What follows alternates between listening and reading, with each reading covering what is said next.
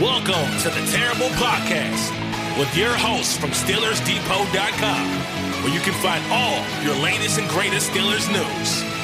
It's Dave Bryan and Alex Kozora, always lit, talking Steelers. And now, here's Dave and Alex.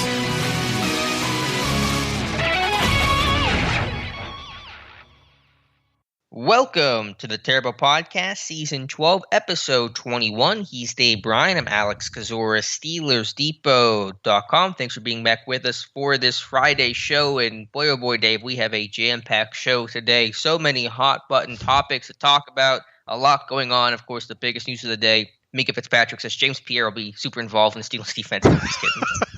Oh, Dave, we have a heck of a show today, so let's jump right into it. How you doing?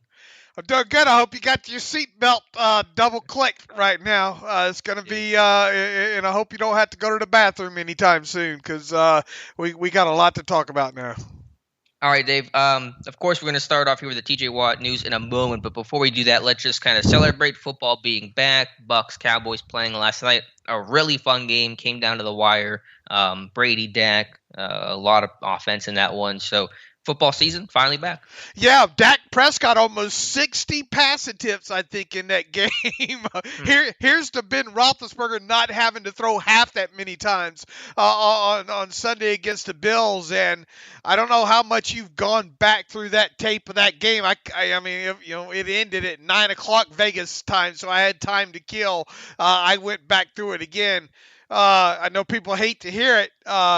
Tom Brady was on the money last night. Scary good Tom Brady last night. And I think the only question now when it comes to the Buccaneers is, man, they took a couple hits had Ross Cockrell sighting in the secondary for the Buccaneers last night. And they had a couple injuries. I think Whitehead was one of them. I don't know how serious that is, or the other guy that got. I think he just had cramps or something like that. But expect the Buccaneers to be there when the smoke clears, as long as Tom Brady stays healthy, because the thing that stuck out to me is he is on the money to start the season, and I think I might have undersold the Dallas Cowboys, especially offensively. They look good, and they made a couple plays on defense as well, too. So, yeah, you're right. Let's celebrate football being back at the top of the show. It was an exhilarating game. What did you think about the big play at the end there on that back shoulder throw to Godwin, kind of on a back shoulder will on top of it? Should that have been called or not? Yeah, it was close, but on those back shoulder plays, usually kind of get that little bit of a push off and nudge. So, I mean, it could go either way, but I was honestly okay with him not throwing the penalty flag on that one. It did look a little exaggerated by the defender's end of it there. I can look, it's Tom Brady. That kind of stuff's going to draw criticism late in the game on top of it there, but looking at it 3 or 4 times, I say let them play. I know people don't want to hear that, but anyway, they did let them play. It did not get called. It ended up being a big point. The Buccaneers obviously got the game-winning field goal at the end there. Great way to ring in the new football season. Dave and I will have some season predictions later in the show. I know Dave has his article yesterday on Steelers Depot that had his full season predictions. But Dave, let's start with the big news of the day. It's finally done. It's finally done. We can finally talk about TJ Watt signing an extension with the Pittsburgh Steelers after weeks, and these last couple of days it certainly felt a little angsty, and I was impatient, and those Steelers fans in general were impatient and hoping this deal would get done. It is done. 4 years, $112 million, $80 million, fully guaranteed. That should be the actual headline here, is the Steelers breaking precedent here, blinking first, and offering guaranteed money in a way they never have to a non-quarterback before. This is monumental on many levels here. If I'm trying to think back if it has happened, has the Steelers had the highest paid defensive player in the NFL at any one time? Right? I saw someone on Twitter a couple days ago say no, but I don't know that to be a fact. Right. You'd probably have to go way back, I would think. Way back. I don't think it's happened. at least since Colbert has been there for sure. I think you'd have to go way back beyond that. I'm not sure you would find an instance where the Steelers have had the highest paid defensive player in the NFL. So that's the big thing there. Look, we expected, whether it be 28, 29, $30 million, we expected Watt, assuming he got this deal done, that he would be that guy. Well, he is that guy. The big story, as you said, and we talked about all offseason here, is, we thought it would get done. The question is what would the guaranteed money fight look like along the way here, and how would it turn out? And it is monumental that the Steelers are guaranteeing, or at least according to the most reports, I haven't seen anything to dispute this, and Mike Florio already had the numbers out late last night, so tip of the cap to him, that not only signing bonus, $35 million, fully guaranteed, the measly $1 million base salary in 2021, fully guaranteed. Watt's salaries in both 2022 and 2023, of which are $24 million and $20 million respectively, both fully guaranteed.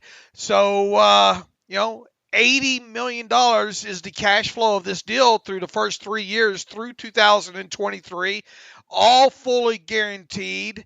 And I mean, that's huge. And that doing so helped the Steelers keep that average yearly value, new money average at the next tick up. I had speculated it'd be $30 million on the idea that the Steelers wouldn't come off their new money principle. Their guaranteed money principles. But I believe, and most people saw on Twitter that I had a low end and a high end on this contract.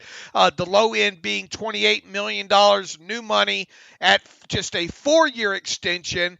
And that's exactly where this thing came in at on the low end here. And another big win. Look, there's 2 big wins here for CAA Watts management.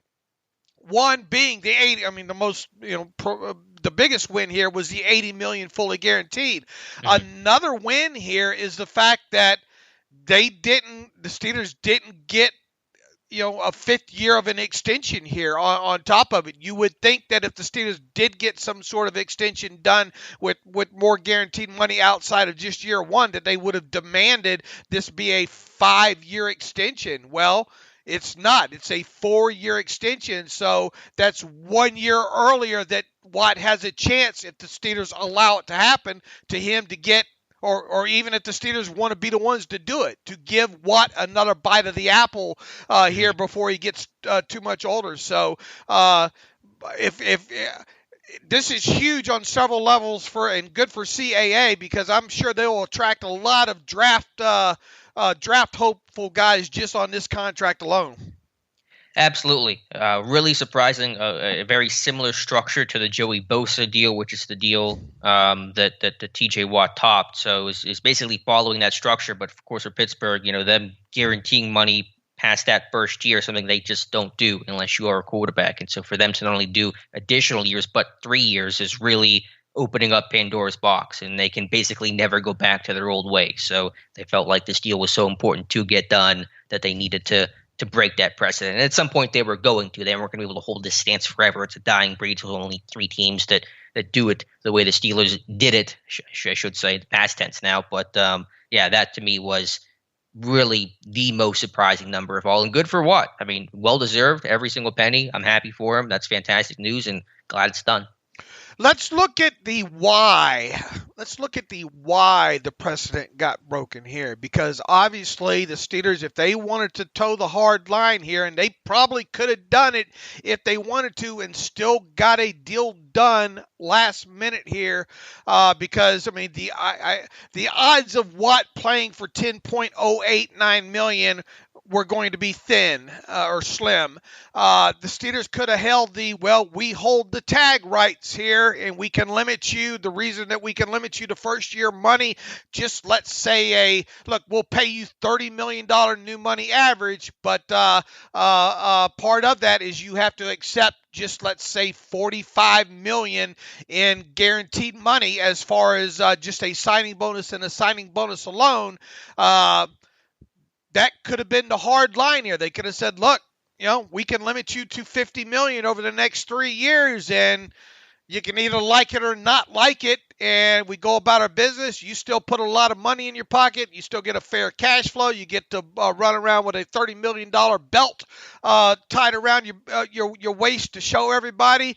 But the real, I think when you look at the why this happened here is man, you want to talk about the criticism that the Steelers would have had if they would have, let's say, given Watt a $30 million new money average, but only given him let's say a $45 million signing bonus, and that would have been the only fully guaranteed money. When you stack that up against Bosa's deal, it's like, oh man, they really shafted Watt there, and you're not.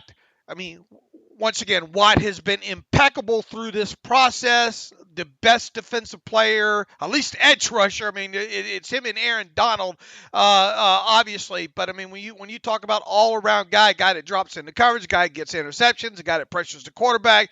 I mean, this is the best defensive player in football, bar none. And he's a good human on top of it. There was no reason not to give him guarantees better than that of one Joey Bosa. So, once again, the Steelers could have held the hard line here, but man, they would have looked like, can you say asshole on this podcast? Yeah. Just did. Okay. They would have looked like that had they done that. So, I think that's the why this got done, but it's done now. Good luck getting the toothpaste back in the tube right now. And the second big winner on Thursday, Alex? Minkah Fitzpatrick. Minkah Fitzpatrick.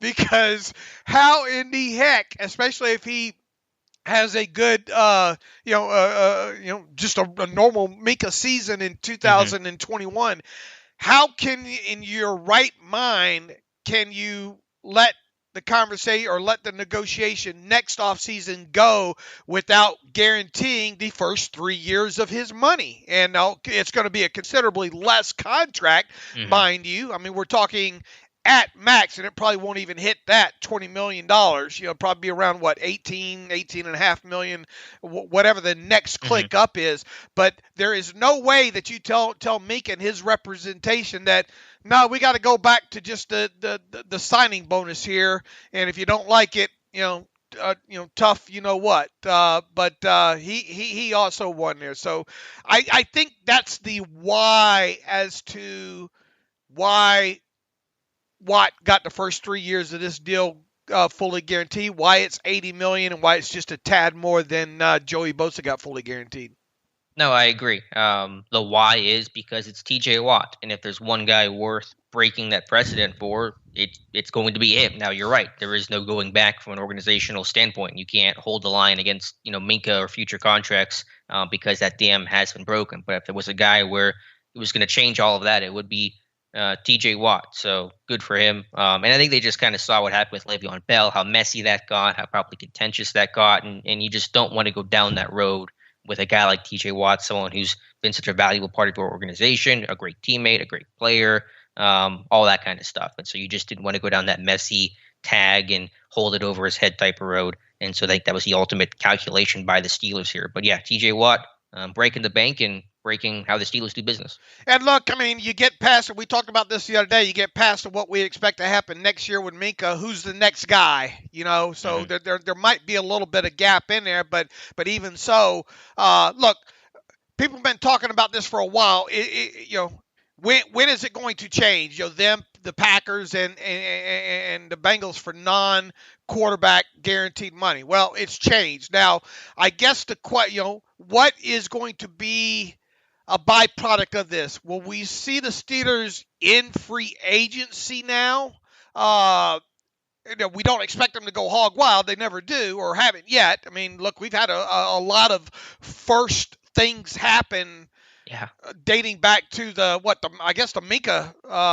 I guess you go back to even Artie Burns, cornerback in the first round, even though that wasn't, a first. But even going back to really kind of organizational type things of Minkah, trading a first round draft pick for a guy like Minkah. You look into the voidable year type stuff that the Steelers did this past year. We've had a lot of kind of first things happen.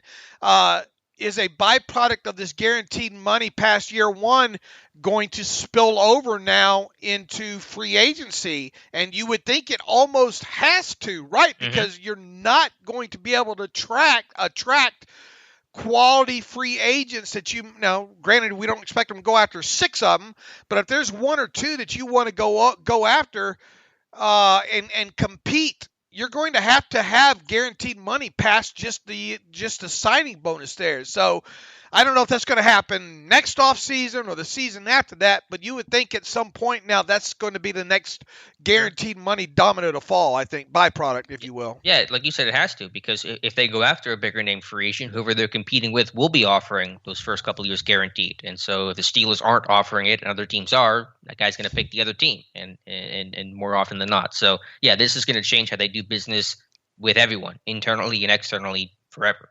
Yeah, globally, as Mike Tomlin would say. But, look, good for him. And he's got a nice, strong cash flow. He was going to get a nice cash flow out of this. He was going to become the highest paid defensive player in the NFL.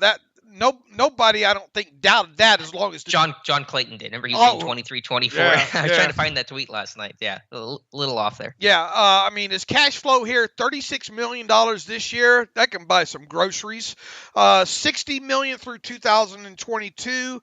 $80 million, as we talked about, through 2023. The cap. Wanted to hit on the cap numbers here. Please. His number even went down. When you're, I was thinking this would take a $45 million signing bonus, and if you gave him a $1.089 million base salary, ta-da! You have his cap number in 2021 stays unchanged. Well, the signing bonus obviously a little bit lower with this $35 million. They gave him $1 million base salary. His cap charge now is $8 million versus 10.089. So you actually save a little bit of money, as part of the process here, cap wise. And it doesn't look like the Steelers are going to use that. But I mean, his cap number did go down.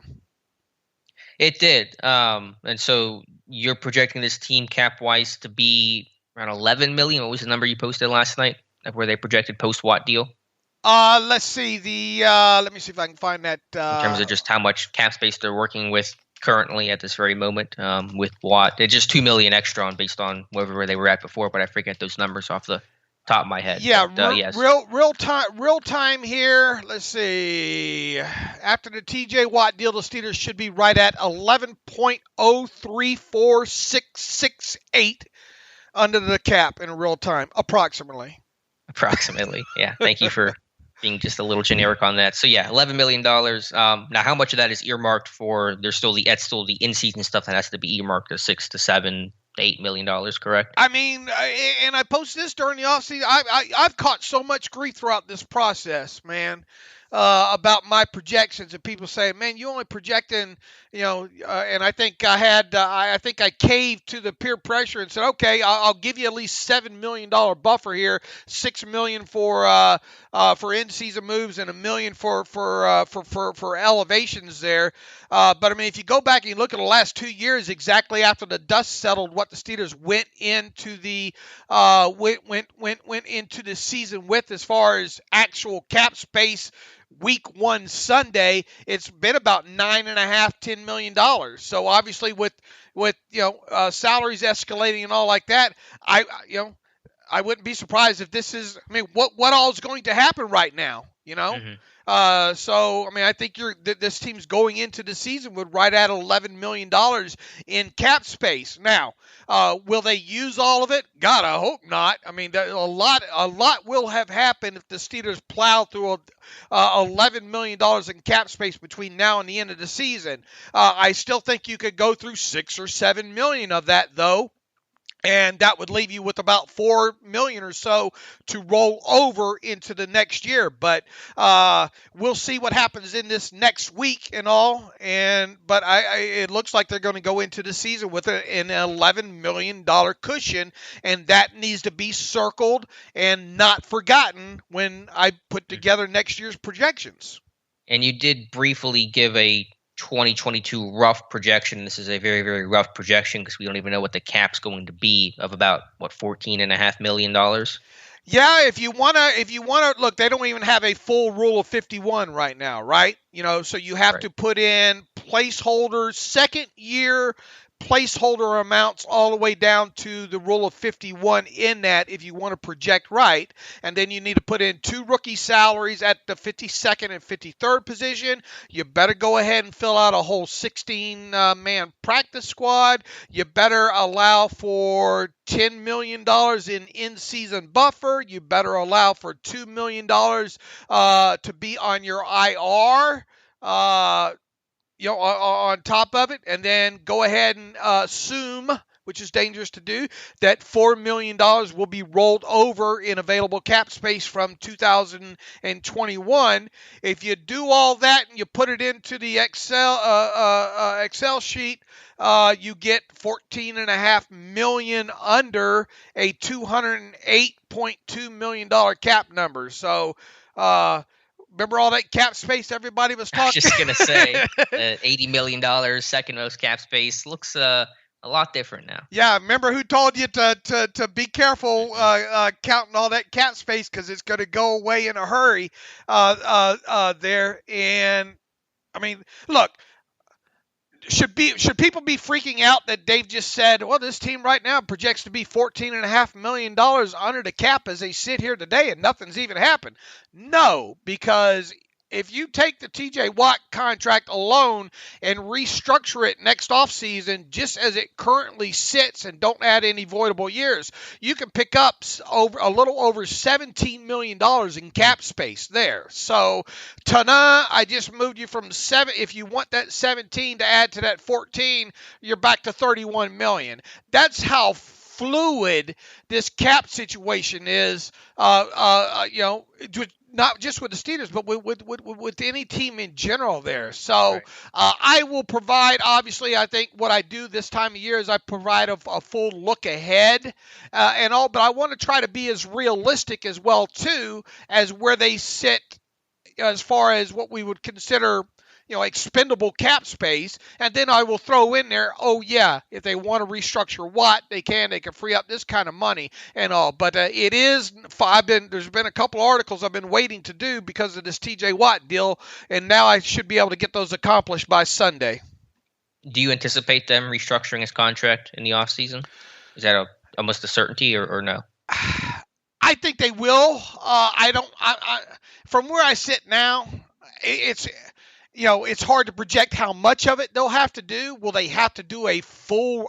I bet they don't want to have to do a full restructure on big can to kick. Right on it, but I could see them doing it maybe at least half of that. So I think they will, but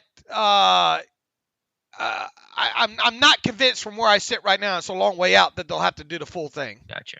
Just want to ask you a couple more questions, and I don't know if you know the answer to this one and how it can vary, I'm sure, team to team and case by case, but that $35 million signing bonus that Watt gets, I mean, that gets paid out in installments, right? Do you know how long, what are the installments? Is that over the length of the deal? Is it over just a couple of years? I mean, they don't hand him a check for $35 million yesterday, I assume. And that might be something we never learn.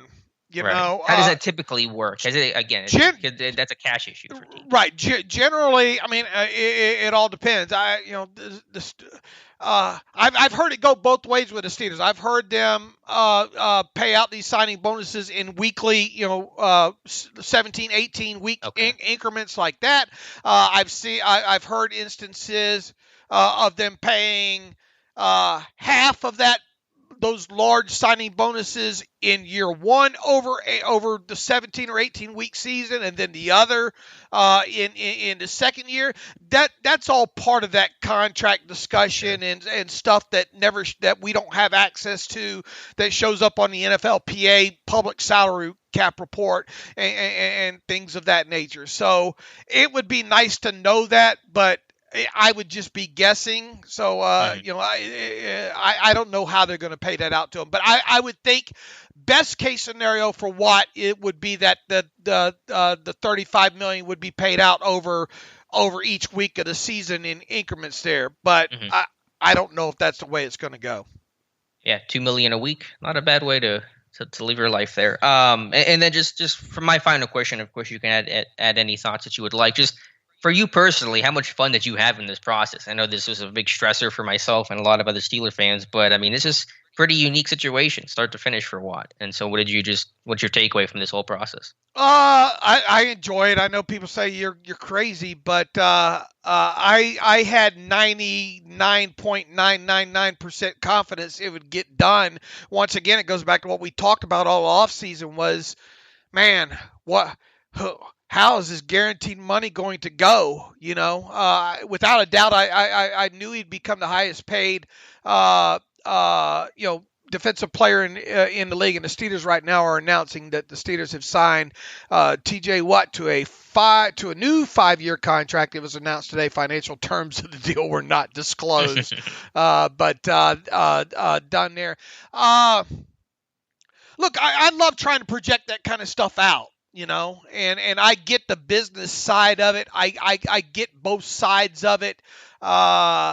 So I wasn't stressed about this getting done. I was more stressed about what is the guaranteed money going to look like? Are the initial reports right? Because time and time again, as I've learned throughout this process, sometimes those initial numbers aren't always the initial numbers. If you get what I'm saying.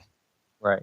But in this case, they basically were. It sounds like it. If we're going by the reporting that's out there right now, we have no reason to believe that that it's not $80 million fully guaranteed. Yeah, and that is the most surprising part of all of this. But thank you, Dave, for keeping people as calm as possible and explaining this process. And I think you were dead on about the holdup of what the issue was here with the negotiation. And just a reminder that even in situations where, Watt wanted to remain a Steeler, the Steelers wanted to lock down Watt long term. The way things work today, generally speaking, is that these deadlines or these contracts don't get agreed to until right at the final deadline. As Andrew Brandt says, deadline spur action. And so that's happened with Cam Hayward, Joe Hayden, Troy, and now TJ Watt, and probably maybe Minkah next season. So just something to keep in mind that these things generally go until the 11th hour. Right. And just so the Steelers will report this as a new 5-year contract, just know that it's 5 years in totality starting this year. It's a 4-year extension. People will look at the total value of this thing of 122 0.069 million, and they'll divide it by 5, and they say that doesn't work out to 28 million. What you do here is you have to remember, and we talk about it all the time, old money versus new money. So the old money of this deal was 10.089 because that was what he was scheduled to make there. The new money, the 4 new years add up to the 112 million. You take those 4 new years, the total value of that money, and then divide it by what the new years are, which is 4, and that gives you 28 million. That's where the 28 million comes from. And the total value of the deal is the 112 million plus the 10.089 old money. So you get 122.089 million. And the final piece of news to note here, and who knows what the spin here was and who kind of dropped this story, but it was reported to Adam Schefter that Watt yesterday apparently had walked into Art Rooney's office despite his agents thinking they could get more money, and Watt told Rooney that we have a deal, and then he promptly declared he was leaving to go work out. So that's a very TJ Watt thing to do. Again, there's definitely some PR spin there, but I will put on my blinders and my black and gold glasses there and just enjoy that tweet for a moment. Yeah, sounds sort of cowboyish. Old West, I mean, it's something that I think will be talked about for years. It'd be interesting. TJ's supposed to talk to the media today. It'll be interesting to hear him asked about that. I'm sure he'll kind of downplay it, whatever. But it'd be interesting to hear from TJ later today, and we'll obviously be passing along, everything relevant that he has to say on SteelersDepot.com as well. So fun process to me, maybe not to everybody else, but that's part of the business that I really enjoy. And last thing, speaking of Cowboys, I was reminded last night thinking about it how close TJ Watt was to becoming a Cowboy. Reportedly, it came down to Taco Charlton or TJ Watt for Dallas, who picked at 28, 2 spots ahead of Pittsburgh that chose Charlton. And apparently it was so close that Watt's family thought he was going to be a Cowboy, and someone put a Cowboys hat on his head and passed on him and falls to Pittsburgh. So it was that close to TJ Watt signing a deal with Dallas instead of Pittsburgh. What has been the most surprising aspect of this to you, do you think? The guaranteed money. Okay. I mean, just the break in precedent. I thought, and I was wrong about this. I'll freely admit it, that if anyone was going to blink and cave here, it'd be Watt's side. And not only did the Steelers cave, they did, not just 2 years guaranteed, but 3 years guaranteed. So that is a brave new world the Steelers are entering. And they made that decision that Watt was worth breaking that tradition. When it got past Monday, I started to wonder about that's what led me to believe the Steelers might have been taking a harder stance on this and thus not caving on the new money side the further it got past this Monday, because really it's hard to imagine once again that the negotiations were that tense. The parameters, I guess what I'm saying, were probably already established as far as new money range and that kind of thing, and just what would the official guaranteed money, that was really the only thing I think to dicker about in this. And once it got past this past Monday, I kind of thought this was a sign that the Steelers were taking the harder stance here and trying to use the next 2 years of franchise tag against Watt in the negotiations in an attempt to keep it right at $45 million in fully guaranteed money, which would have probably been the signing bonus had it gone that way, and then a $30 million new money average. So the big, and look, I don't underscore the surprise at the fact that they didn't, Watt's side didn't have to make this a 5-year extension to get that kind of guaranteed money. So, it's a win that nobody's going to talk about except us, but there were 2 wins in this thing for TJ Watt's side. Mm-hmm. Absolutely. And again, just Watt, the player, a premier pass rusher, top 2 defensive player in football, and a guy that is, and this is no exaggeration, on a Hall of Fame track. If he continues the path he's on, he is first ballot Hall of Famer. So enjoy that, because it's not too often you get to watch that guy and realize that in the moment of a career that's still getting better, in my opinion. So really special, and obviously it's great to see Watt get signed. They got to keep this guy from. They got to protect this guy so he protects himself. He is going to be so amped up come Sunday. I mean, to some degree, and Keith Butler's kind of talked about this some, and we've talked about it a couple of days ago. What is his snap count going to look like? Because this guy's going to want to go out there and play 110% of the snaps. So, and also we'll get into the injury report here. He might have to play a little bit more than what the Steelers wanted to play. So with a guy that hasn't had the hitting yet, and all, how much do what is the right snap count, I guess, for him going into this first game? You get past this first game, not so much worried, but you are kind of worried a little bit because once again, his hair is going to be on fire on Sunday, for several reasons now. Sure. I don't think there's a hard and fast number that you adhere to, but it's hard to still see him playing his usual complement of snaps. But as you mentioned, let's kind of transition to the injury report here. The Thursday injury report was released yesterday, of course, and some good news. Tyson Alualu, who missed Wednesday's practice with an elbow, practiced in full. So did Kendrick Green, who had a thumb issue, but going in the wrong direction was outside linebacker Alex Highsmith, who was limited on Wednesday with a groin and then did not practice yesterday, still because of that groin injury. So his status up in the air, and what he does or doesn't do today will be very telling for a young guy. Yeah. So the question now becomes, Mike Tomlin gave that glowing health update on what was it, Tuesday. Did this happen with Highsmith during Wednesday's practice, and then thus had to leave practice, and then gets the limited tag there, and then downgrades on the Thursday injury report by not practicing at all?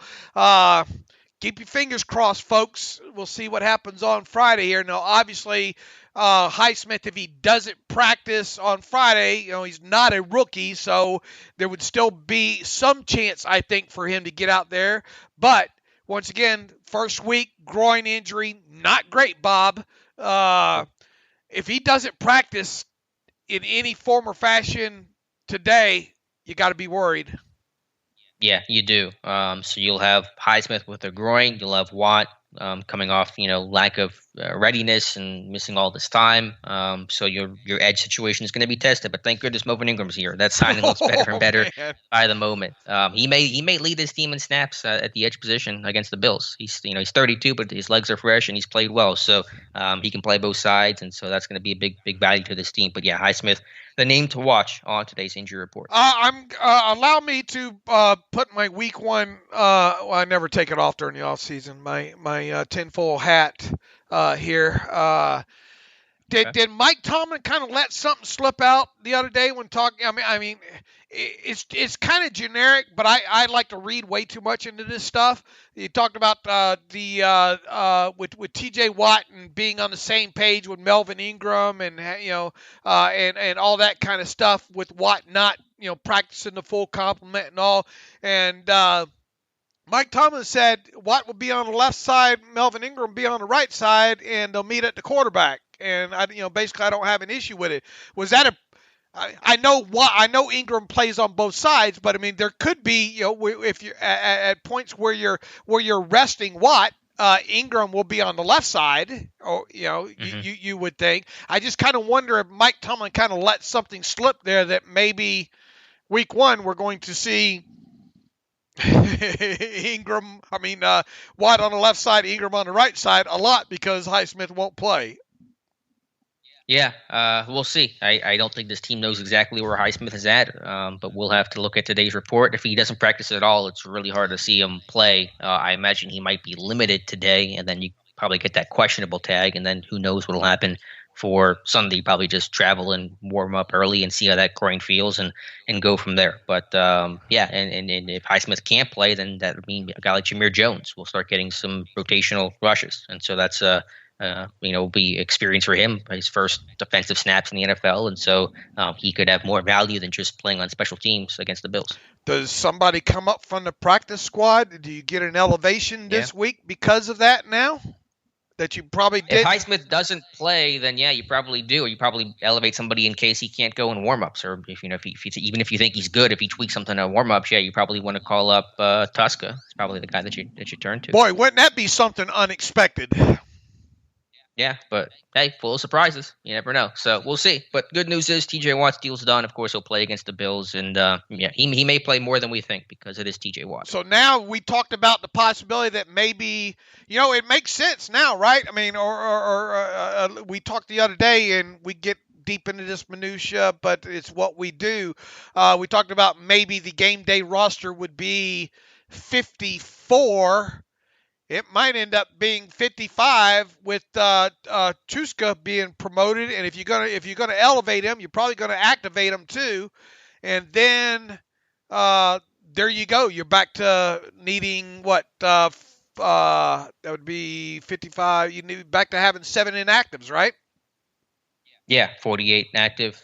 55 total, 7 inactive. So we'll see. And obviously Carl Joseph, we'll see what happens there. Should be some movement, I'm guessing, Saturday afternoon. And so a couple more roster moves likely in store for the team. Right, and we would think that these things happen after 4 o'clock on Saturday, especially when it comes to Carl Joseph, because if he's on the roster prior to 4 p.m. on Saturday, is not that it's a lot, but it's a fully guaranteed salary. So it'll be interesting to watch the actual timing of that. But I think we both like the chances of Joseph coming up to the 53, and then we'll see what happens with Mondo and Tushka, I think. Bless me.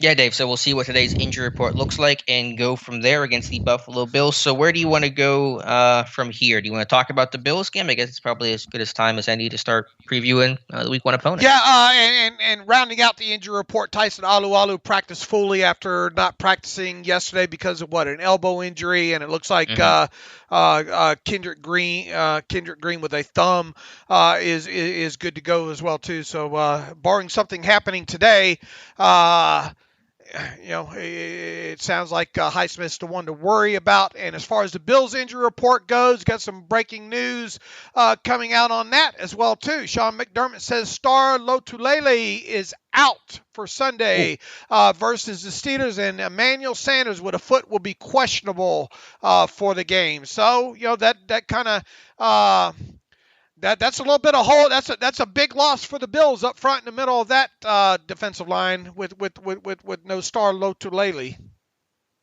Yeah, Lotulelei is a guy that I think he's had some injury issues, has that calf problem right now, and so they'll replace with Ed Oliver and other interior guys, and they've kind of rebuilt that defensive line, drafted in Rousseau, who's an edge guy, not going to replace Star, but Carlos Basham could maybe be an interior 3-tech kind of a guy. So yeah, and then we'll see if Manny Sanders plays. But even if Sanders doesn't go, they have a ton of receivers and a ton of talent. So I mean, his loss won't be felt too terribly much. What's a bigger loss? Star, Bills not having Star, or the Steelers not having Alex Highsmith?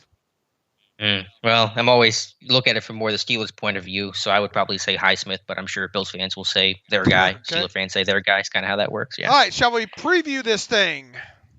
Yeah, let's talk about this Bills team, Dave, and it's going to be a tough matchup, obviously. I think everyone understands that. We have our scouting reports up this morning on Steelers Depot that Josh and Tom Mead and myself do, so you can check that out for a full breakdown and preview of what the Bills have to offer. Let's start with this Buffalo offense, and led by Josh Allen, who had the breakout season last year, put up big numbers and is an MVP candidate this year. Just to me, and you had touched on this and with Matt Perino on Wednesday, the continuity this team has from a staff standpoint, from a personnel standpoint, both offense and defense, is pretty rare to see when a team has a really strong season the way Buffalo did. Usually the OC goes somewhere else or free agent goes get paid somewhere else. Not really the case here. It's a lot of the same returning guys who've just gotten better and matured. And you have Josh Allen, Stephon Diggs, an offensive line that's intact, and a pretty good run game. So there's just a lot of ways this Bills team can hurt you. Primarily, it's going to be through the air, but I think they're a very versatile offense. I think this is an offense that, boy, if they're able to run the football better than they were able to run it last year, look out. Mm-hmm. I mean, because that kind of a little bit of and they've got a mobile quarterback enough as it is that you have to worry about in the running game in Josh Allen.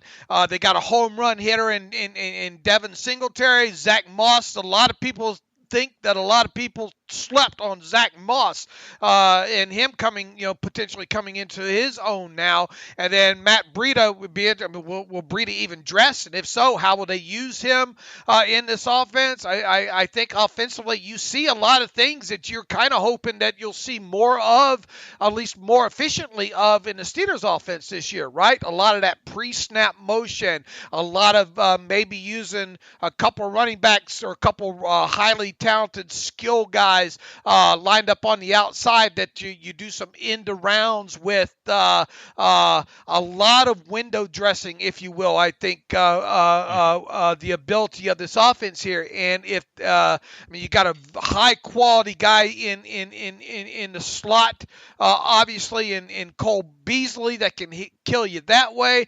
Stephon Diggs. I don't know. The way AB played last night, I don't know. Maybe there's a little bit of discussion again about who the top wide receiver in the league is, but Stephon Diggs is definitely in that discussion for sure. and you're not going to have your cornerbacks follow him around there. And you got a wily old veteran in Emmanuel Sanders as a third wide receiver on the field there. Josh Allen's really come into his own as a quarterback the last several years. Extremely smart. It's okay to make kind of the early Ben Roethlisberger comparisons, if you will. I'm not so sure he extends the play to the degree that a young Roethlisberger did, but he certainly has the arm strength, can make all the throws on the field, and their offensive line. You want to talk about continuity, man? And we talked. This was, I think, one of the biggest takeaways from our interview the other day with Matt here, and kind of looking ahead and getting ready for that, is the fact that just continuity across this Buffalo team, not only on the offensive side but the defensive side of the football, is huge, and their offense is going to be something to reckon with on Sunday, I think.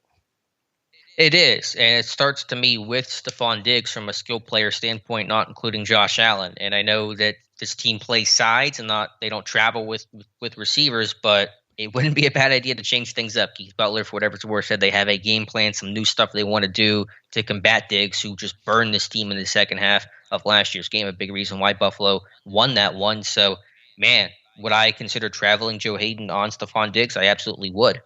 Just because, the risk of matching James Pierre up against him. Pierre's had a good camp, but Diggs is a tall task to kind of begin your NFL defensive career. I would consider doing some different stuff to get some hopefully different results. That'd be monumental, wouldn't it? I mean, they used to travel a little bit, didn't they? They haven't done it in quite some time, but it's not. I mean, it's not unheard of, but I mean, it is kind of unheard of, really, with since Hayden's been in town.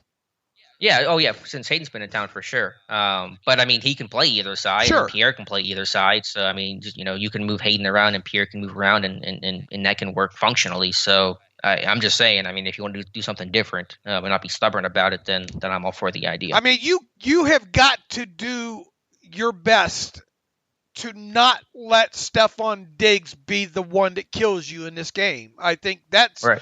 That's number one in this. And look, I mean, I'm with you. It wouldn't hurt my feelings if you put put best on best, right? And right, because if you don't travel, guess who they're going to match Diggs up on every single rep? It's going to be on James Pierre. Sure, and then you're asking to get hit with with a 75-yard play that might end up in the end zone, and just, I mean, in general, you're going to get a lot of targets on that side if they know what they're going to get when they put Diggs out there on one side versus the other side there. Now, obviously, will Diggs play some on the other side throughout the game, even if Hayden does not travel? Yes, but that's not where you're worried. That's not where you're worried about. And the thing is, too, Diggs can be moved around and play in the slot too, and you're not going to move Joe Hayden into the slot, I wouldn't think. Yeah, probably not. But the concern there is, and this is my next point, is this is a Buffalo team that runs a ton of empty. They did it quite a bit in that first half against Green Bay, and actually against the Packers. Their first 16 plays offensively were pass plays. They didn't run the ball until the second quarter, and they came out empty. They came out throwing on 3-step game, 5-step game, getting guys in the slot, in the flat,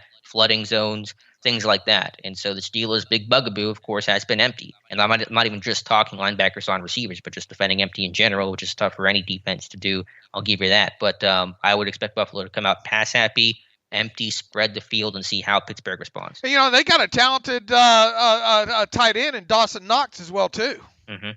They do. Yeah, I mean, they got weapons across the board. Cole Beasley in the slot, Knox in the slot, Diggs downfield, Gabriel Davis, a big vertical play threat for them. Had a touchdown against the Steelers last season, averaged over 17 yards per catch in 2020. So they have a bevy of weapons here. And, Josh Allen's a pretty good quarterback as well, who can beat you with his arm or his leg. And I think one thing that you guys did so well in the breakdowns as well, too, that you showed that they've taken they have had two running backs on the field and line one out, and then outside, and then brought him in motion and give him the ball that way or use him in the pass route. But that may have been because of McKenzie dealing with what he's dealing with, and it'll be interesting to see. I mean, look, nothing will stop them, even if McKenzie dresses, from doing that with the running backs. But I don't know. Maybe we'll get a slight tell there. Breida dresses or not. I don't know. If both Breida and McKenzie dress. Yeah, Breida was used as kind of that gadget jet motion kind of a guy. We'll see if he's still that guy. If not, it might be the receiver, Isaiah McKenzie, who's their return man as well. But yeah, Brian Daboll should be a head coach by now. I'm surprised that he's not. He does a really good job calling those games, has a good rhythm and flow, and they get off the fast start. They scored 6 touchdowns on opening possessions last season. That was top 5 in football. The Steelers, surprisingly, were not top 5 in football in that category. So it could be a hot start there for Buffalo. Let me ask you, do you think we'll see Hayden travel? It's calling the shot here, but I'm going to say yes. Okay. I think they need to do something different, and I think Butler was maybe hinting at that. Did you see any of Hayden playing on the other side at all during camp? No, I haven't. He was left corner only. Okay. All right. So it would be, but they weren't doing things in camp to worry about Buffalo. They were just doing their stuff in camp to focus on themselves. Do you play a lot of, kind of cover 3 in this or what? I think you have to mix up coverages. You show the same thing, it's going to be tough to do. I mean, I think generally a more man approach is the best way to go about it, because if they're going to spread you out, they're going to just find soft spots in zone coverage and run after the catch. But I think mixing up coverages is going to be the key against good quarterbacks like Josh Allen. Well, if you're going to play that, you're going to play maybe some single high or something like that. Then you gotta have Minkah definitely cheat to that to decide to give Hayden some help, I think. Yeah. So it's a tough team for sure. And then the running backs, Devin Singletary, Zach Moss, Breida. It's a lot of weapons here. And so I think it's in their place. So there's a lot working against you. What's the best matchup here? And let's assume Hightower is either extremely limited or does not play. Ingram versus Deion Dawkins, or Darrell Williams versus T.J. Watt? Yeah, a better matchup for who? For Pittsburgh or for Buffalo? I mean, for which one? Either way. I mean, however you want to answer that. Yeah, I mean, they have good tackles. Dawkins has played really well. I think it'll be good matchups, good battles. Darrell Williams has had some knee issues in the past, but I think he's gotten healthy, and I think he's having better seasons. So Buffalo's always had a good game plan to slow down the Steelers' pass rush. A lot of chipping with the tight ends, the running backs, multiple tight end sets to kind of keep those guys on a wide alignment. So I think Buffalo's done as good a job as any team has the last 2 years in slowing down T.J. Watt and, at the time, Bud Dupree, now Highsmith and or Melvin Ingram. So schematically, we'll see if Buffalo continues that. I imagine they will, and how the Steelers try to combat that, because the chips and alignments and things have really mitigated Pittsburgh's pass rush. How would you rank this offense? Now, obviously, you haven't seen across the NFL, but I mean, we know enough about this offensive line because the continuity from last year, right? With it, top 10 offensive line in the Bills starting 5, and where does that compare to the Steelers offensive line?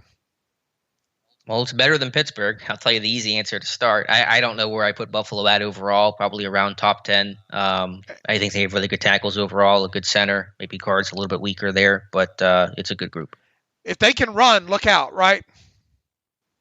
Yeah, if they can be able to beat you, run or pass, I mean, it's tough. But again, they'll use empty as kind of that elongated run game and just throw stuff, again, 1-step, 3-step game, screen game as their run game substitute. So I mean, they don't have to literally run the ball to be effective with a short pass game, which is basically the run game. Is this a 40 attempt game for Josh Allen? That Packers game felt like it, throwing 16 times to start that one off. I mean, I think they can win however they need to win. So, I mean, I think he'll be on the higher end of pass attempts. Obviously, game flow and circumstance dictate attempts overall. But, yeah, they're going to throw the ball a ton. I think Keith Butler said he's expecting an 80-20 pass run split. Okay. I mean, that might be a little hyperbolic, but, I mean, they're going to pass more, and I think they're going to come out empty and really kind of stress his defense, because empty is so tough to stop, whether you're in man or zone. So I think they're going to do a lot of that here early in this one. All right, where's the weakness here? Where did the Steelers win here? Having against this Bills offense, it's hard to find one. I mean, the Bills' run game overall isn't super prolific, I guess, but they don't always need to have it to win. You just hope maybe you can get Allen to make some poor throws and take advantage of maybe some crossbody stuff, or a fumble or something like that. But I mean, they don't have a lot of obvious weaknesses. I mean, this is the number 2 offense last season, a team that went to the AFC title game and hung around with KC for a little bit, so there aren't a lot of obvious issues on this team. This has got to be the little things type of win for the Steelers defense. Getting off on third, getting the Bills in third and long, not just third down, third and long is one. Then you got to get off the field in those situations, and I don't know whether it be kind of like the Leonard Fournette situation or a couple of those turnovers that the Buccaneers had last night in that game. Any ball that gets tipped up, maybe maybe not a quarterback mistake. You better take advantage of something in the air. They were able to punch that ball out on Ronald Jones. You better ball hunt in this one, man, because you're going to need at least one turnover in this game from the Steelers defense. You're probably going to need two, I think, personally there. But you most definitely got to do the little things here. And as you said, and Mike Tomlin, I think, intentionally harped on this even more than usual. Of course, winning on possession downs, getting off on third downs, critical to any game. But Buffalo, the number one third down offense last season at 49.7%. That was the best mark by any offense since the 2011 Saints. So almost the best third down offense in a decade. In the last two meetings, Buffalo predictably has done much better on third down than Pittsburgh has. So winning in those critical situations, as you said, especially on third and long, as a defense that has, some injuries, some stuff they're battling, and just the, tire, the lack of conditioning that can come with any week one where you just haven't played a lot of football in quite some time. Winning in those situations is going to be, I think, even more important than it usually is for any game. All right, let's flip it over to the other side now. Yeah, defensively, I think intentionally so. The Buffalo really wanted to work on their pass rush this offseason. They had 38 sacks last season, but nobody had more than 5, only 2 defensive linemen with more than 3.5. So the first 2 picks were on defensive linemen, on Gregory Rousseau, the athletic pass rusher for Miami, and Carlos Basham, kind of a bigger, stronger interior 3-tech, 4-eye kind of a guy. And Rousseau at least should have a big impact in this one as a starting lefty end. So Chukwuma Okorafor versus the really athletic Gregory Rousseau, to me, is one of the top individual matchups to watch. Absolutely, and you got a lot of questions. You had questions about Chukwuma Okorafor going into even the offseason. Even when it looked like early on that he was going to be your left tackle, there was questions. Huge questions for him to answer, and if he can't come out and shoot with the experience that he has and ward off a young player in Rousseau. That's not gonna sit good. Now look, I don't want to take anything from Rousseau because he is a talented player, but I mean this is a matchup that you would hope a more veteran guy would have a little bit of an upper hand in, but I'm not sure that he does. Yeah, I'm not sure either. When it just comes down to talent sometimes, so we'll see. It's a big test for sure. But I just think about how well overall, big picture, how well Buffalo's defensive line and the scheme that Sean McDermott and Leslie Frazier McDermott, a Jim Johnson disciple, have really come up against Pittsburgh the last 2 seasons. And to me, the biggest reason why Buffalo's won these 2 games is because of the trench play. Now it's a new offensive line coach. It's a new OC. It's a brand new offensive line. So it is a clean slate for these guys. But how Adrian Clem handles the stunts and blitzes and linebacker fires and stuff like that have been handled so poorly the last couple of years by Sean Surratt and company, to me, is the literal actual X factor in this one. Very I mean, you have AJ Epinesa over there as well too. That we haven't really talked about about the other day there.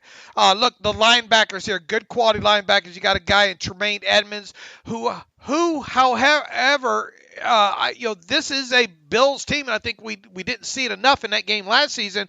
Susceptible to the play action, man, and obviously it starts with the Steelers being able to run the football to go into the offseason. What was the main driving force of this offense and the changes during the offseason? Got to be more physical on the offensive line, especially in the running game.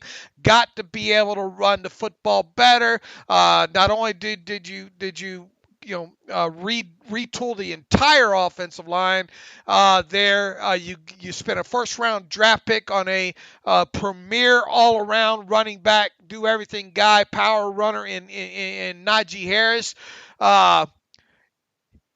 We better see the fruits of the labor early here in this game against Buffalo. We already talked about Star Lotulelei about being out. That's a plus in the Steelers' favor. Obviously, you got to try to take advantage of that and running at a defensive line. I think that wants to get upfield quickly to get after the quarterback here. So, we're right in thinking that the Steelers better be able to run the football in this game, right?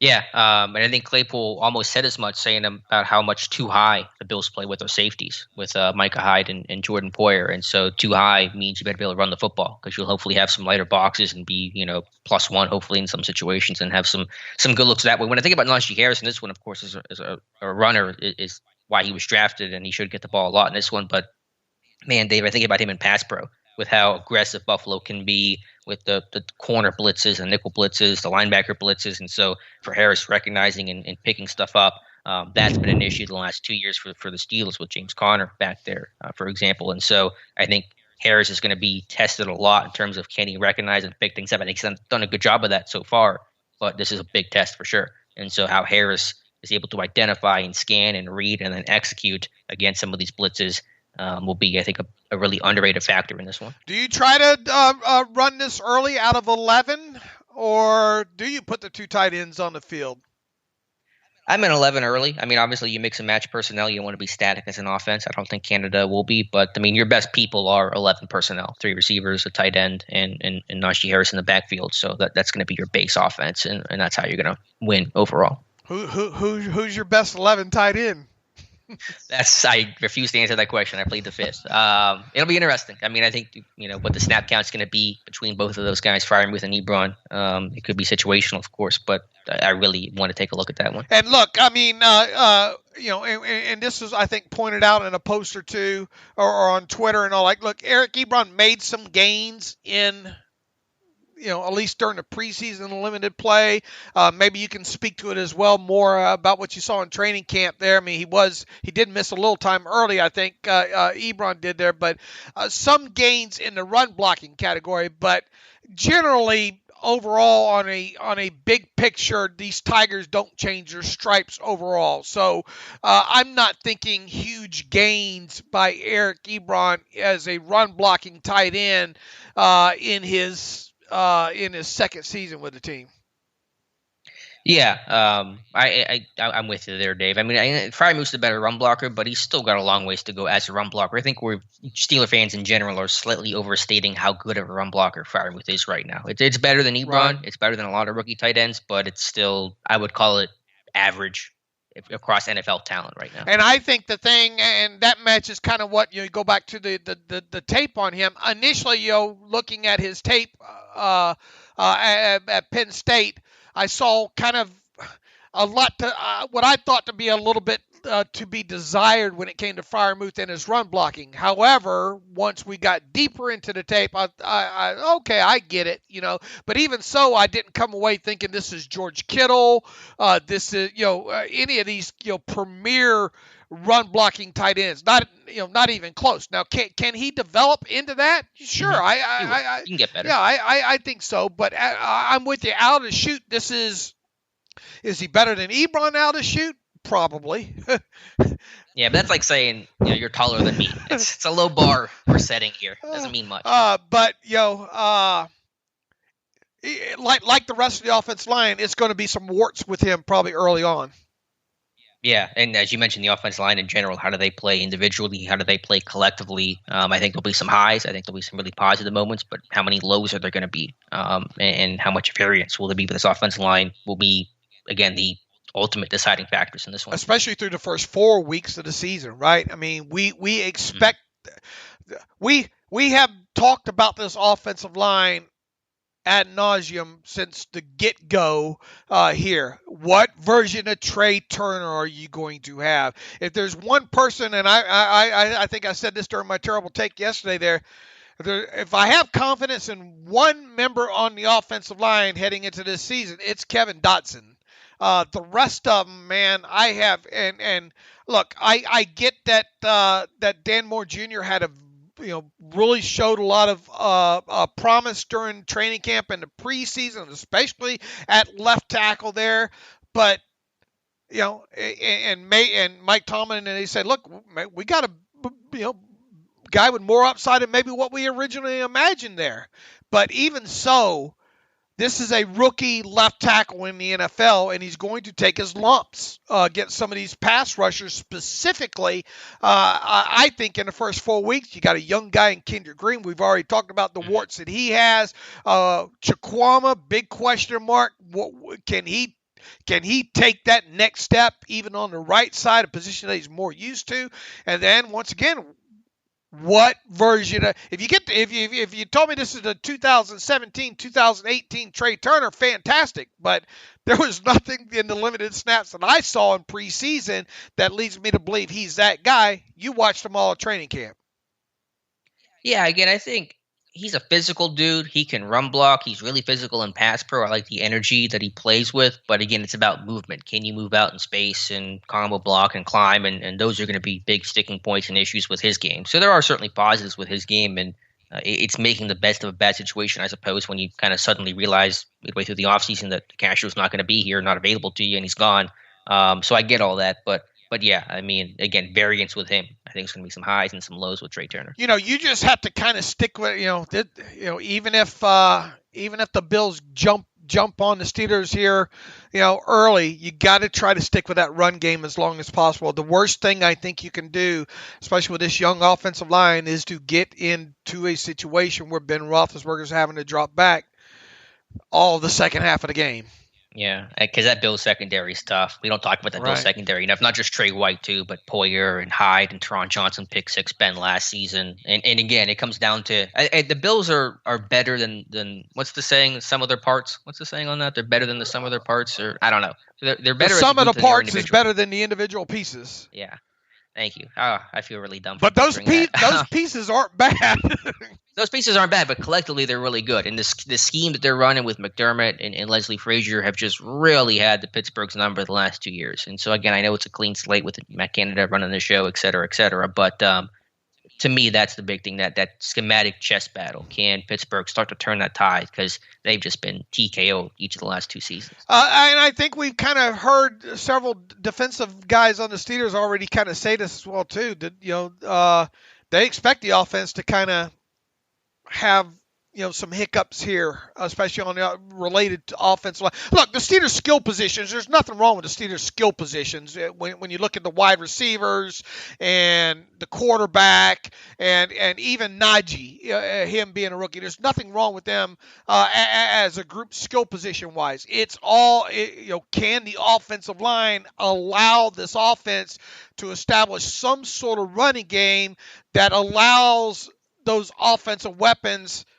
to act in concert, off of some play action, off of some under center stuff, off of some motion kind of stuff and all like that. Can you get that Bills defense moving in directions they don't want to move in to set up the ability of your skill positions to win some of these individual matchups?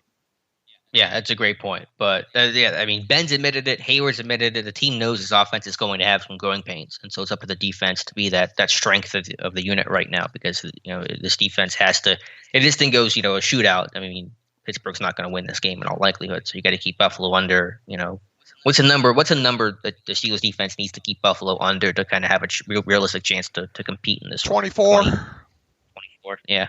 That sounds about right. So – yeah, this defense will have to, and they're probably going to be in some challenging situations. Maybe a short field, maybe a sudden change, maybe whatever the case is. But this defense has to respond and win in the red zone and hold Buffalo to field goals and not touchdowns. That can be the difference in the game. Yeah, the offense, it goes without saying, you can't give that Bills offense any free points. Whether it be pick six, fumble six, short fields, because they're going to capitalize on short fields, plain and simple. Yeah. Whether it be three or a touchdown, and I think it's a little much to ask the Steelers defense, right out of shoot to to against this offense to show the ability to defend the short grass.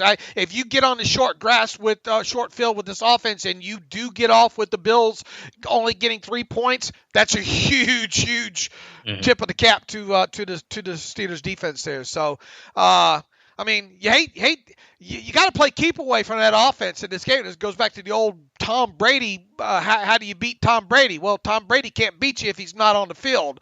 I think this it kind of goes without saying. The Steelers got to win the time of possession, got to win the turnover battle, got to win the explosive play battle. I mean, that's brilliant analysis on our part. You put it on every game, but that's what it is.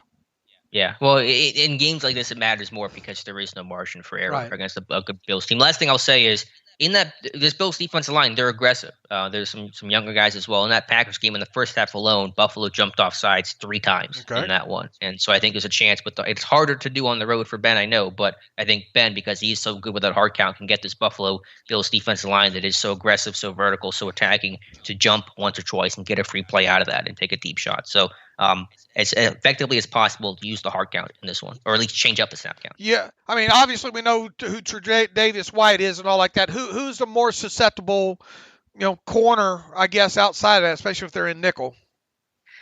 I mean, as long as you're not throwing to Trey White, it's a better matchup for you. I mean, you throw to White, you're asking yourself for trouble. So whether that's a Teron Johnson, Saron Neal, I don't know. It's hard to tell roles, division of labor off a preseason tape a little bit, but throwing away from Trey White's usually the best play. All right, what thing, when going through all the tape, getting ready for this, stuck out the most to you about the Buffalo Bills, either offensively or defensively? The empty set, the passes. I mean, you start a game with. I was realized after the first quarter, the Bills have not run the ball yet. So I had to go look it up, see when they ran the ball, and so 16 straight passes to open up that game. And they were effective too. I mean, they had long drives that were scoring drives. They were spinning their wheels and stuff like that. So the amount of empty set and just the weapons offensively Buffalo has is a very scary thought. So it's a win if they come out trying to establish the run, right? Yeah. I hope Buffalo comes out 22 personnel. I very much doubt that'll happen, but I'm all for it. All right, good stuff, man. And you and Tom and Josh, just a tremendous job right out of the chute with the offensive defensive previews. We didn't even talk about special teams, so hopefully it doesn't come down to this. Yeah, last season Buffalo had the number 1 kick return unit and the number 4 punt return unit, but they have a new return man. Last year was Andre Roberts. He's one of the million free agents Houston signed this offseason, so they'll have McKenzie doing kicks and punts. But they're an aggressive unit. They had the eighth fewest fair catches last season of the punt game. So we'll see what things look like with the new return man back there. But they were really effective in the return game last season, which is where offenses begin. So something to note there. All right, where do we go now? To our MyBookie? Are you done with the preview here? Yeah, I think that's a good preview. Let's talk about our friends at MyBookie, and then we'll start picking games and start picking the Bills game, of course, and doing some season predictions and all that fun stuff. All right. Yeah, MyBookie's back with us again. The NFL is also back in action, and so winning season at MyBookie is back as well, too. With over $500,000 in contest prize money, winning season makes the big gains better and the victories even sweeter. Head to mybookie.ag and choose from a variety of boost, contest, and promotions up for grabs, highlighted by the crown jewel of winning season, the famed MyBookie Super Contest. It only costs $10 to enter. You can pick 5 games against the spread each week. Each win earns you a point, and each point gets you closer to the grand prize. So, if you missed out on preseason betting at MyBookie, don't even sweat it, because entries are still open for this contest, and all it takes is one solid week to get you back in the mix. So don't just take my word for it. Join now and start your winning season with MyBookie.ag today. In other words, go there now and get that famed MyBookie. Look for the famed MyBookie Super Contest that only costs $10 to enter. Once again, you pick 5 games against the spread each week, and you can earn points off that weekly moving forward there. In order to get started, make your first deposit at mybookie.ag and use promo code TERRIBLE. That's TERRIBLE to instantly receive double your deposit. So you still got that double deposit offer running as well, too. That That's double your money to double your winnings with your first ever deposit using promo code TERRIBLE. Bet anything, anytime, anywhere with MyBookie. All right, Dave, let's make our picks here for week 1. Good to be back doing this. Yeah, absolutely. And we didn't do so good last night, did we? MyBookie had the Buccaneers favored by 9 by the time we turned our picks in. I took the Buccaneers -9. I think you did too. So we came out losers. Hopefully that's not a sign of things to come for us when it comes to that. But all right, let's move forward into the other week 1 games. Carolina Panthers at home laying 4.5 to the Jets. Ooh, barn burner to start things off here. McCaffrey's back. I don't know how good Darnold's going to be overall, but I'm going to go Carolina in this one. I'm going to go Carolina minus the 4.5 points as well, too. Here's one for you to look forward to. Hopefully you'll get this in your area. The Houston Texans hosted Jacksonville Jaguars. Believe it or not, the Jaguars are favored by 3 on the road here. Wow. Yeah, definitely tuning in for that one. Absolutely. On the road's tough there. It kind of feels like I need to pick Houston, but I'm going to go Jacksonville with Trevor Lawrence beating Tyrod Taylor here in his first start. I cannot do that. I'm as bad as Houston might look. I'm going to take Houston at home. I'll take those 3 points, Alex. Arizona Cardinals. This one will be a good one. Arizona Cardinals on the road against the Tennessee Titans. Titans at home favored by 3. That is going to be a good one. Man, Arizona is such a tough team to figure out this year. There's so much talent, so much potential. James Conner, newest Cardinal. How will it all come together? How will they look defensively? I'm gonna go Tennessee in this one, just being the home team. I am too. Give me Tennessee lay the 3 points here. The Los Angeles Chargers on the road against the Washington football team. Washington laying 1 at home against the Chargers and Herbert. Man, I love Justin Herbert. I think he's going to have a huge season. But I think Washington's a really underrated team with a great defense at home. Chargers coming out to their place. I'm going to go Washington in this one, but that should be a good game. I was hoping you wouldn't pay that Washington defense some respect there, and I'm with you on this one. I think that Washington defense is something that, look, you go back to last year, a lot of people don't realize how good that defense was. I think they're going to be just as good this year. Give me Washington at home, laying the point. Atlanta at home versus the Philadelphia Eagles. Some birds going against each other. Is it Eagles Falcons? Eagles Falcons. Falcons minus 3.5 at home.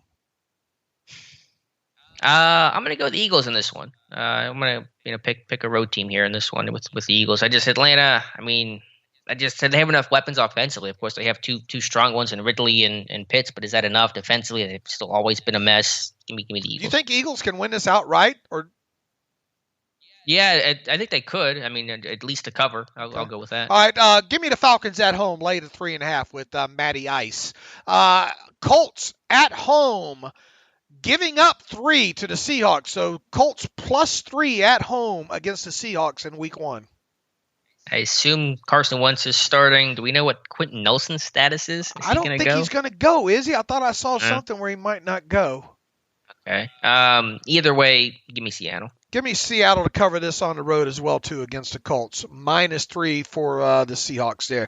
Vikings on the road against the Cincinnati Bengals. Vikings are favored by 3 on the road. Some road favorites here this week in Week 1.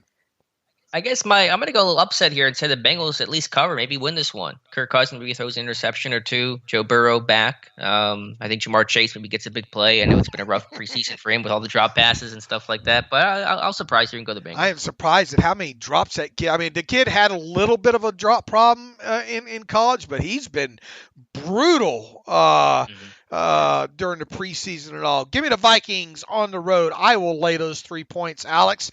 San Francisco 49ers on the road against the Detroit Lions. 49ers 8.5 point road favorites.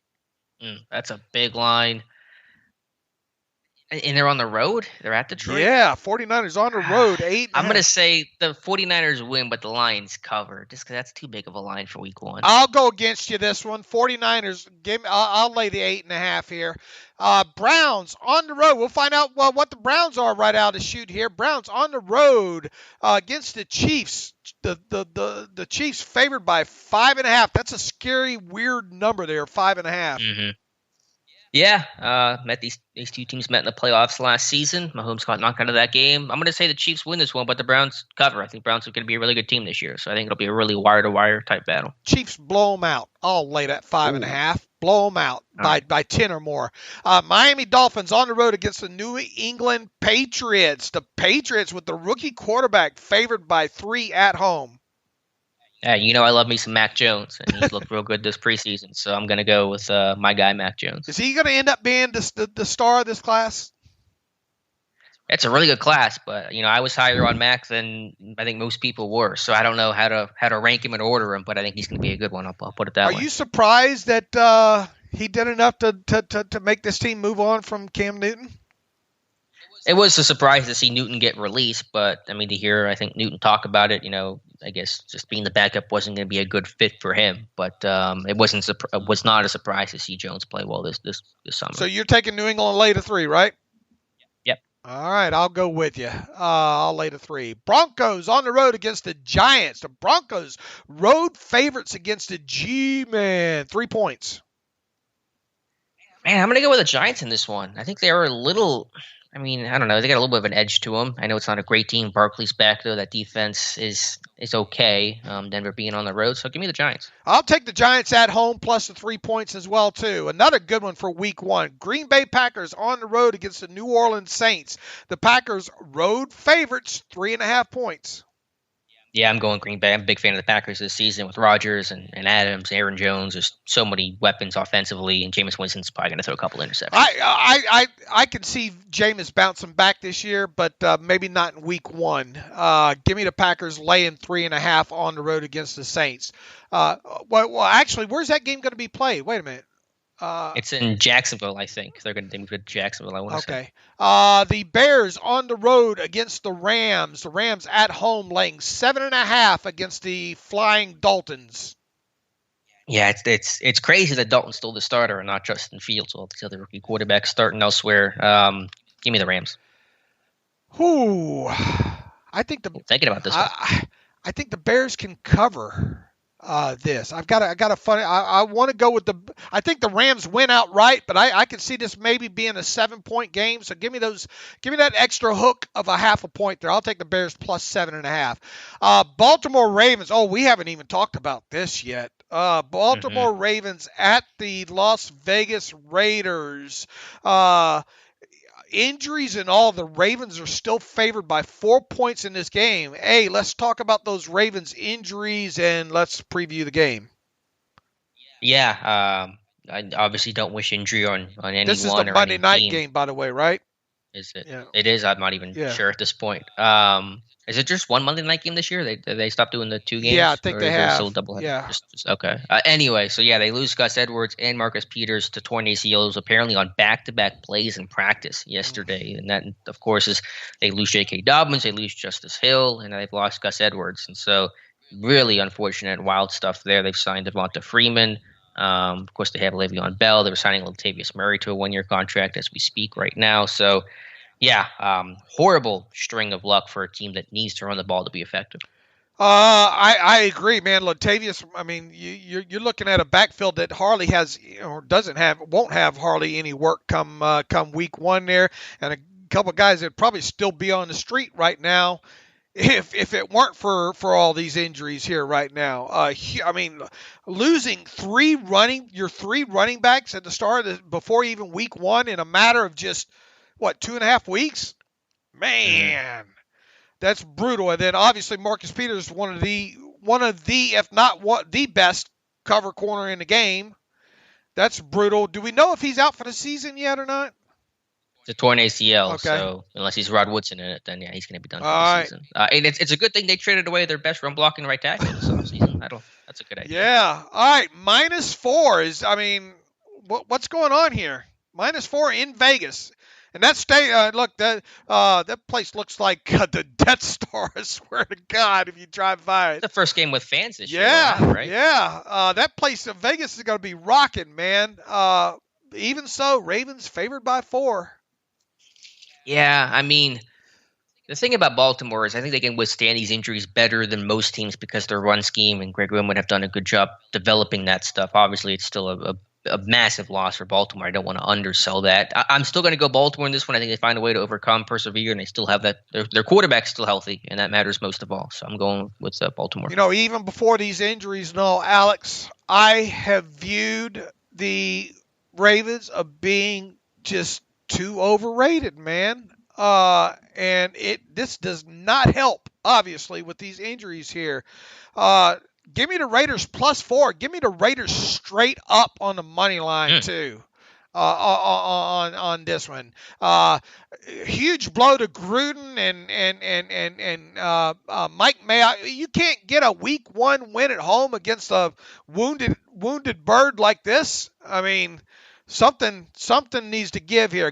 Like I said, give me the Raiders plus the 4 points in this. Yeah, but the Raiders are a mess, man. It's just organizationally, there's just a train wreck, man. There's people retire and leave, and they got tax issues and stadium issues, and they're cutting draft picks. It's a weird situation. All right, that's the preview there. Other than that, gets us to the main game, which is the Steelers versus the Bills in Buffalo. How weird is it? 1 o'clock Sunday game for us to open up with here, so we might be able to even watch the late game there. Yeah, it's nice. Buffalo Bills laying 6.5 against the Steelers. I feel like if people have listened to this show recently, they probably know what direction. At least I'm going. I think I know what direction you're going as well. Man, Buffalo's such a good team, and they have not lost at home against a non-Chiefs team since December of 2019. They went 9-0 last season against teams not named the Chiefs at home, and that stadium's going to be berserk with Bills Mafia for sure. And just from a talent standpoint, it's a really good team. Pittsburgh has struggled with each of the last 2 years. I know they've made changes, but with the injuries still, I don't think it's enough. So long story short here, I got Buffalo 27, Pittsburgh 20. I have the exact same score written down right here. So right. I'm with you. I think Buffalo's going to be too much, at least offensively. And I think the Steelers only closed the gap to the 7 because maybe a late touchdown or something like that. I think this one might get a little lopsided. I'm worried about Ben having to throw a lot in the second half, to be honest with you. Over/under pass attempts for Ben Roethlisberger in this game, 35.5. Maybe that might be a good question for the 5 today, later on today. Ooh, that is a good. I don't know what should the over/under number be? 30, 35? I think 35 is a good number. I'll take the over. Since I am losing this one, probably means you're throwing the ball late, so I'll take the over. All right, 35.5. I'll take the over as well too. The Ravens also placing Nick Boyle on IR. Oh, really? He got hurt last year, right? Did he come back? They lost him last season. Wow. It's a new injury. I mean, talk about impactful guys in the run game. Boy, was as important to their run game as almost any offensive lineman. So I'm not sure if that's a continuing injury or what, but wow, that's brutal. Yeah. I once again 27. We both have it 27-20. Have the Bills winning. We've talked about this several times now. If the Steelers win this game, I think undoubtedly this is Mike Tomlin's best Week 1 win ever, period. I don't care even how it happens. If it's 2-0, it is the best Mike Tomlin Week 1 win ever. Are you willing to put that out there right now? Yeah, I think so. What a great start to the season that would be. And I'm rooting for 2-0. That might be scorigami. I'm not sure. Probably not. All right. But I'll take it. Let's talk about the season real quick. And I already put my prediction out there. People have probably seen this train coming for a while when it comes to me. I think this is going to be just an above-average Steelers team. The schedule's kind of brutal. I worry about the offensive line. In the most crucial time where the Steelers need to get – we've said this several times. This Steelers team needs to get off to a great start because of the schedule here. And you kind of wish they had a more accomplished offensive line to do that. Well, they don't, and I'm worried there's going to be a hiccup or two in there on top of it there. So I have the Steelers team going 9-8. However, as I've stated all offseason, I think this AFC North's going to beat up the living you-know-what out of each other there. I still had the Steelers winning the division with a 9-8 record, even though I have the Browns going 9-8, I have the Ravens going 9-8. The difference being, I had the Steelers sweeping. I had the Steelers splitting with the Browns and the Ravens divisionally during the season, but I had the Steelers sweeping the Bengals, and that being enough to win the division because of division record with a 4-2 record. That's the only way I think the Steelers win the division, is if they have a 4-2 or better divisional record. If they don't, they won't win the division, but I'm going to predict that happening. So I have the top 3 teams all going 9-8. I had the Steelers winning the division with a 9-8 record. I had the Steelers bowing out of the playoffs in the second round against the Bills, and I had the Bills going all the way and beating the Buccaneers in the Super Bowl. Well, actually, okay, so I'll jump to the end here. My Super Bowl prediction is the same. I have Buffalo over Tampa Bay, so we are in lockstep there, and I have that written down before we began the show, so I'm not just piggybacking on what you're saying. We've been back and forth a lot on how many wins it's going to take to win the North, and I just can't see 9 being the number, even knowing that these 3 teams can beat up on each other. I mean, I think in the history of the AFC North, 9 games has only won it once, I believe, and in a 17-game season, I just can't see 9 wins being the ticket to winning it. So here's what I have for the standings for the AFC North, and I'm loath to do these things because I'm going to be wrong about it. People will make fun of me, but I have the Browns winning the division at 11-6. Wow. I have Baltimore at 9-8. I have Pittsburgh at 9-8, and Cincinnati at 5-12. And so you had the Steelers missing the playoffs, don't you? I hadn't really thought about it that far. They're going to be right on the bubble. 9-8 is going to put you right in that 6-7 wild card spot. Fight again. That week 18 against Baltimore could mean everything in this scenario. 2 teams fighting it out. So I guess to give an answer, I'll say they make it as like the 7th seed. It's kind of my off the cuff prediction. I have the Steelers winning 1 playoff game. Their first one. I think I have it against who do I have against? The Chargers, I think, was it? I believe so. I might be a little that you want the homer to come out, Dave? Okay, well there it is. The Steelers not only make the playoffs as the AFC North champions with a 9-8 record, but they win 1 playoff game against the Chargers before losing to the Bills. You're predicting the Steelers to make the playoffs? Yes. Yes, as the 7th seed. Do they win a playoff game? No, I'm going to go pessimistic here because they just haven't done it lately. And I mean, I don't know who they play, and obviously these are extreme hypotheticals, but I'll say no. What's the best case win? And you said 9-7 also, or 9-8 also, right? 9-8. It's weird to see these 9-8s. It throws me for a loop. It does here, me but, too. Yeah. What's the best? What is the ceiling win total for this team? I'd say about 10. Just because of the North and the schedule's just brutal. I think so as well too. If this team wins 11 games or more, I mean, Mike Tomlin's got to win Coach of the Year, I would think, on this, although he probably wouldn't.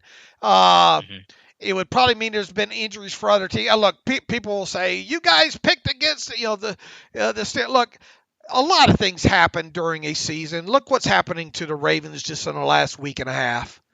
Right? Things change. So just because we think this from a week 1 standpoint, does this mean the Steelers can't make the playoffs and get into the playoffs and anything happen?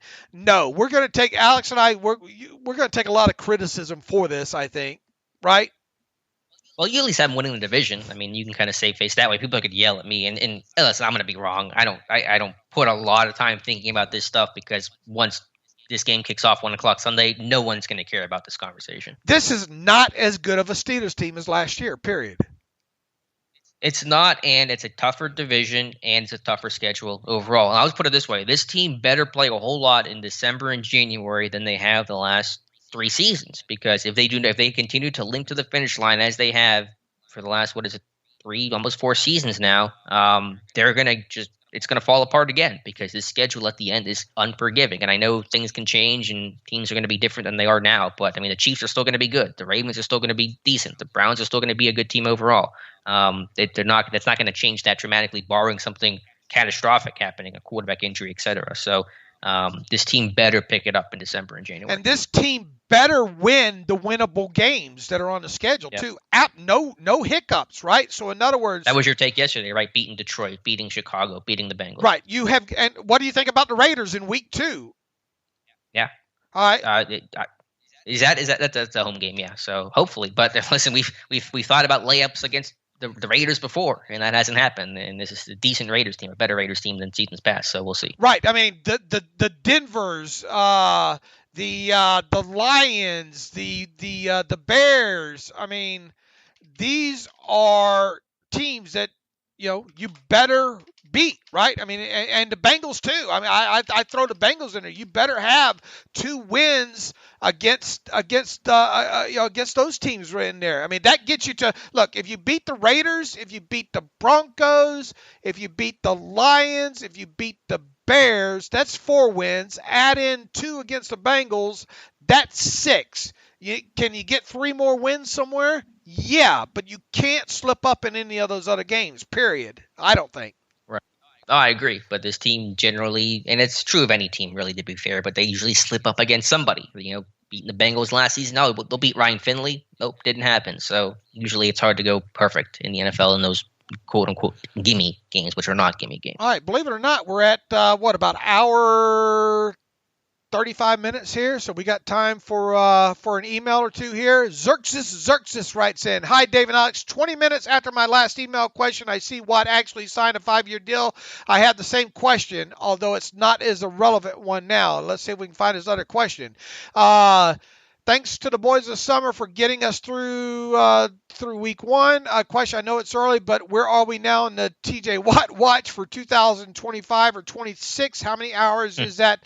Alex, this short 4-year contract means Watt will be in his prime, but near the wrong side of 30 when his next contract is due, and we think this negotiation was difficult? Question mark. What will the Steelers do then? I hate to see another potential Steeler legend have a bitter end to his tenure here. I'm not sure I get all that. First of all, the 4-year extension runs. That means after the 2025 season, he's scheduled to be a free agent now. I guess he's trying to say what will happen after. What will happen after this contract. Will I don't know. Another one, I guess. It's so hard. Hopefully. You hope so, Xerxes. I mean, that's way too far out. Let's just enjoy the fact that we don't have to talk about any more extension, any more moving forward here. Let's see. Jonathan Mason. Do y'all see the Bills and opponents overall this year spreading it out on offense and using a lot of 10 personnel due to our lack of cornerback depth? What is the answer? Thanks as always. He also says, P.S. Dave, you're a wizard. All right. There's no proof of me being a witch or a wizard, is there? I don't know. Is there? I am not a witch. Salem witch. Do y'all see the Bills and opponents overall this year spreading it out on offense and using a lot of 10 personnel due to our lack of cornerback depth? I mean, you don't see a lot of 10 personnel, which is 4 receiver sets in general. Most teams aren't that deep at corner, and it creates issues with protection and running the football and things like that. Excuse me. But I think teams will spread the football out and go empty and go 11 personnel and try to spread Pittsburgh horizontally because it's been the most effective way to beat this defense with the quick game, with the empty sets, with horizontal concepts and stuff like that. So I think we'll see a lot of that starting Sunday with the Buffalo Bills. From the 188 on Keith Butler. Hey guys, it's Bryce. Week 1 is here and I can't wait for Sunday. My comment question today revolves around Keith Butler because the defense has some new pieces. I'm very concerned that we'll start hearing the phrase communication breakdowns 568 times a week. We know Butler is not an elite coordinator and Tomlin is the de facto DC, but with Fichtner out the door, how hot do you think Butler's seat is? It's a very hot year for Butler. Very, very, very, because the defense is going to have to do their part to win a lot of these games, I think, throughout the season here. And so, yeah, the seat on Keith Butler is indeed hot. Look, you went out and got a very smart guy in Joe Schobert to we think be the green dot where, well, at least for most of the season, I would think. Now, I know Tomlin tries to tease it, says we got a couple of helmets over there. You get into switching those helmets in there, you get what you get, I think. Yeah, we'll see. I mean, Keith Butler signed a 1-year contract, so I mean, it's hot, but it's also like I think it's going to be his last season. They just will do the classic non-renewal of the contracts. It won't be an actual firing in that sense of it. I mean, I know Tomlin's influence on this defense has grown over the years as well. It was funny to say Keith Butler talking about all the new stuff they're going to have in store for Buffalo. I'm thinking maybe they just haven't told Keith Butler what they're going to do in this game. Maybe they're just not, because Keith Butler would have spilled the beans had they told him. But we'll see. Yeah, communication issues have kind of plagued this team from time to time, and hopefully Schobert's up to speed. We're going to be talking about communication breakdowns because we get specific and try to pick those out. I hope we're not having to talk about them 568 times a week with a smart guy like Joe Schobert and a lot of pieces of that defense being in there. If you're going to see the defensive communication breakdowns, I would think they're going to be in the secondary more than anything. Yeah.